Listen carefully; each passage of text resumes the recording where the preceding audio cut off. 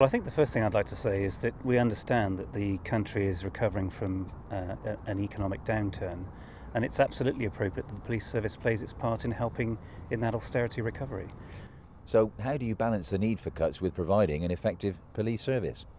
Well, fortunately, crime seems to be coming down nationally, some of the more traditional crimes, burglary, violent crime, but unfortunately, demand is going up for the police service. The introduction of and the blossoming of cybercrime, people trafficking, modern day slavery, honour based violence, those types of crimes which are very personal to individuals that require high levels of individual service are on the increase. Vulnerability, mental health, child sexual exploitation. So we're trying to readjust as we deliver a core service to those more specialist areas.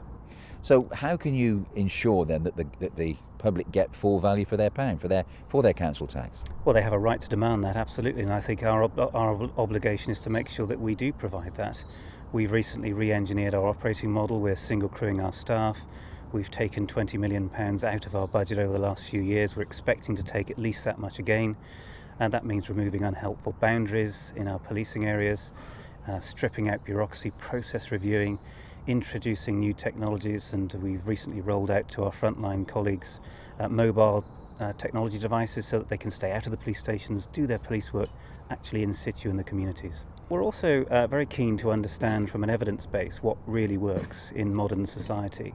And we know from 2 years of research that we've been doing with the University of Oxford, for instance, that a small presence of mounted police in a neighbourhood has a huge effect on trust and confidence in policing. So I think the skill for us is, as we manage the austerity, as we shrink and get smaller, the demand changes, that we identify very potent capabilities that make a big difference to our public.